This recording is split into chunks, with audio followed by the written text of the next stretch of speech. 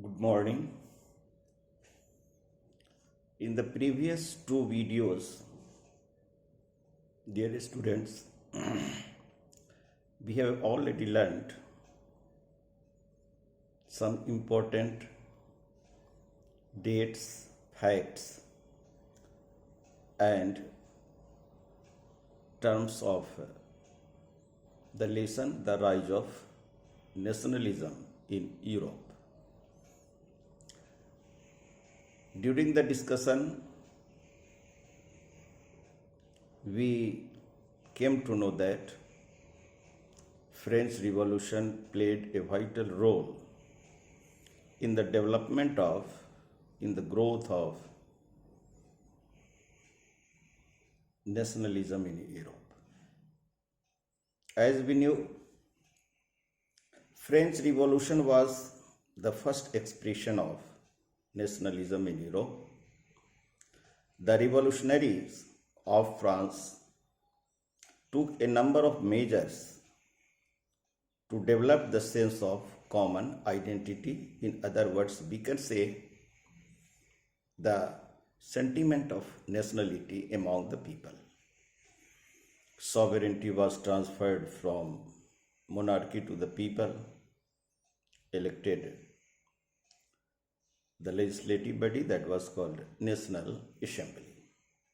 New hymns were composed, new tricolor flag was adopted, the concept of fatherland and citizen was developed, and other things we have already learned in detail. After one thing that is very important for you to know, that the revolutionary of France not only introduced nationality in France, they set their mission that the revolutionaries' ideas must be spread outside the boundary of France.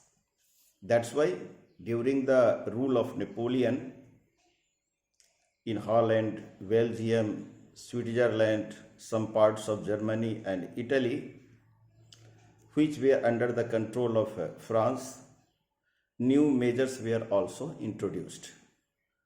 Wherever the French army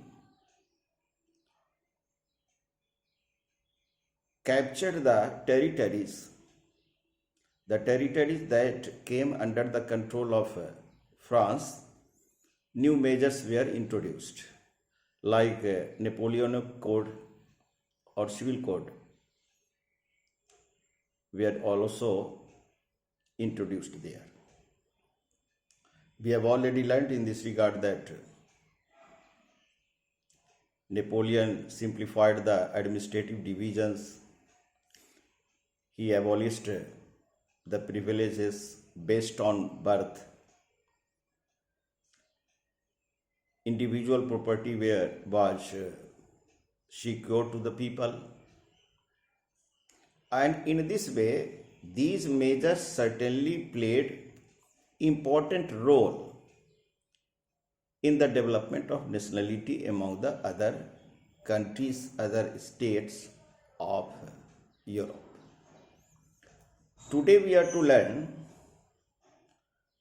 the theme of your book, The Making of Nationalism in Europe. Although this is the theme that has been given the name by the writer of this chapter, but I don't think there is any relation the matters given. Today we are to learn, be serious and be attentive. I will try my best to clarify all the concepts. What was the political condition of Europe during 17th and 18th century? Second, the theme we are to learn today is that what was the condition of aristocracy, peasantry and new middle class in 18th and 19th century in Europe?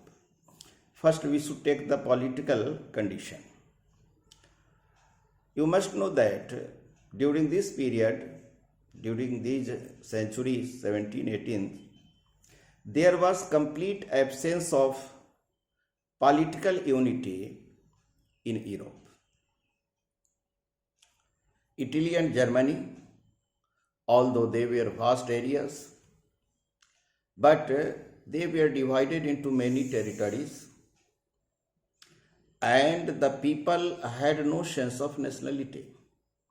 They were ruled by different rulers autonomously.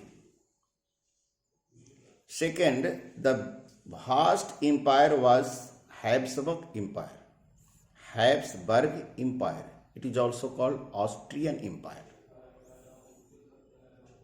And Habsburg Empire means the Habsburg is the name of the dynasty that ruled Austria and other territories. Like in your Indian history, Mughal dynasty, Khalji dynasty, Tughlaq dynasty, likewise this. In Europe, in Australia, there was Habsburg Empire. And Habsburg Empire included a number of states like Bohemia, Lombardy, Sudetenland, etc., etc. But the people of these territories spoke different languages. They had no coordination among themselves. Like you can take the example of Moravia. Moravia, or in other words, it is also called Bohemia. The people of Bohemia used to speak German language. The people of Lombardy and Venetia used to speak Italian languages. Although Hungary was a state, territory under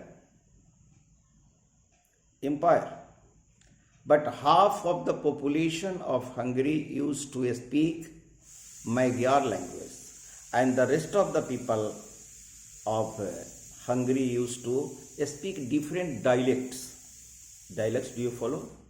Dialects, Asthaniya Boli, like our Maithili, our Bajika, Magahi, etc., etc., Bihar. And so, insofar as there was a very, very special social class in the society that was called aristocracy. Aristocracy used to speak Polish languages. In some part of Europe, the aristocracy used to speak French language. And so in this way we see that Habsburg Empire or Austrian Empire was a patchwork of territories. Although it was called empire, but in real sense it was not empire. There was not a sovereign government. There was not sense of nationality among the citizens, the people, including the rulers. And so it was patchwork. It is called patchwork. Patchwork. In Hindi it is called pavand karna. Usually in you see that your dadima collect pieces of cloths and sew them to make a blanket. This is a patchwork. And so the aristocracy, the peasantry, the middle class people, we are different in lifestyles, and they had not any sort of coordination among them. Let us know about aristocracy. Aristocracy means the highest class in the society who have special titles and powers. In Hindi it is called aristocracy means Abhijat Varg, Kulin Varg. And they were different from the other people, like middle class, like peasantry. Since they were called aristocracy, they had a special power, political power, social power. They used to own big estate, not estate, estate, estate. Estate means बहुत बड़ी जायदाद, big area to rule. So they had estates in the villages, in the countryside. They also owned big houses in the towns, and they used to speak different languages from the common people. This was the second feature of aristocracy, was that they used to speak French. Why? To maintain connectivity among the other people of this group, to show superiority, they used to speak different languages. Their way of life was common, irrespective of regions. As for example, we can understand as that the aristocracy of Lombardy, the aristocracy of France, the aristocracy of Italy, although they were living in different regions, but they were connected by one another with the link of marriage, and their way of life was different from other persons. So there was existence of aristocracy in the society. The persons of this class were highly wealthy. They had political power. They owned big estates in the countryside and owned big houses in the towns and cities. They were connected with one another with the tie of marriage. They used to speak different language like Polish language, like French language, to show themselves aloof from the common person, aloof, to show superiority over the common person. The third paragraph of this theme is that what was the condition of peasants? Certainly peasants constituted mass population of the Europe. Although the aristocracy, the people of aristocracy were only handful, a very small part of the population. On the other hand, peasantry contained large population. And as we see in the Western Europe, you can divide the Europe into three groups: Western Europe, Central Europe, and Eastern Europe. Like France, England, Austria, Spain, etc. These are the country we can group in Western Europe.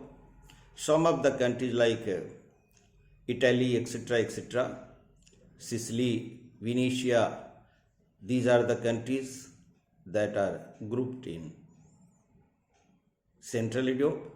Bohemia, Hungary, Poland, Russia, etc., these are the countries can be grouped in Eastern Europe. So in Western and Central Europe, the peasants used to work as tenants and small owners of land.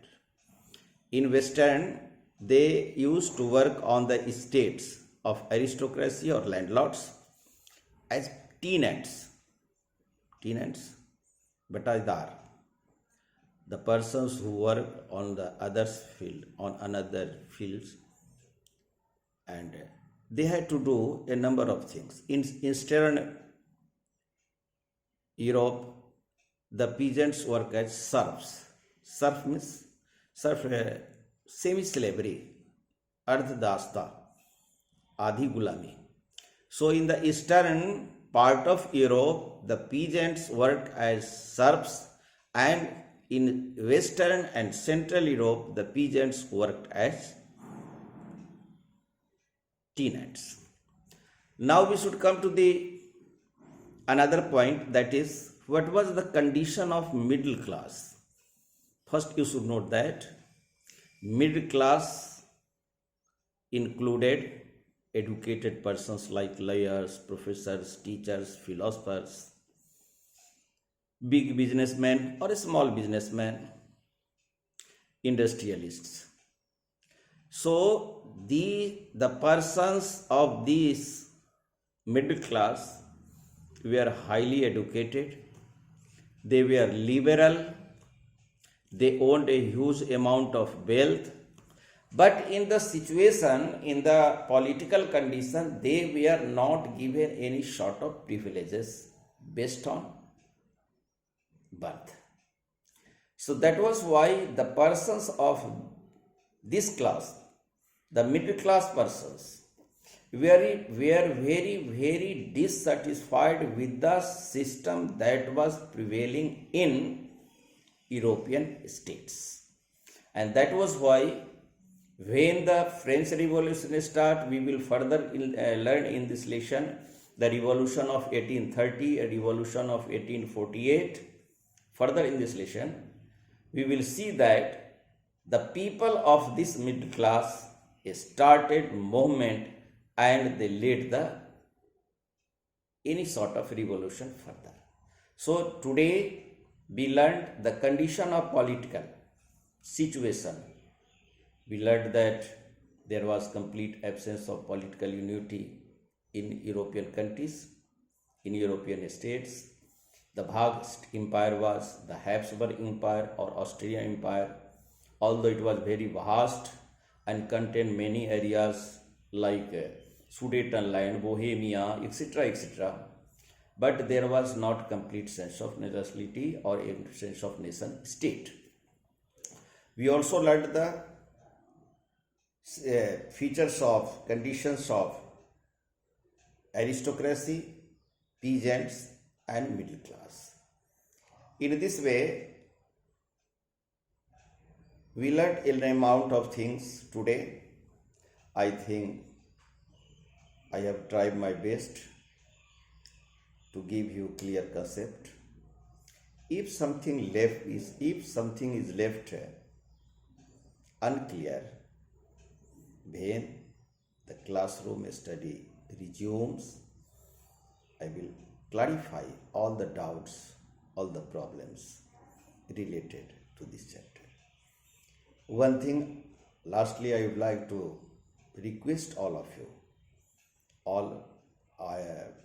I think all of you are my children, but that very teacher begs you to must listen to the video twice and thrice.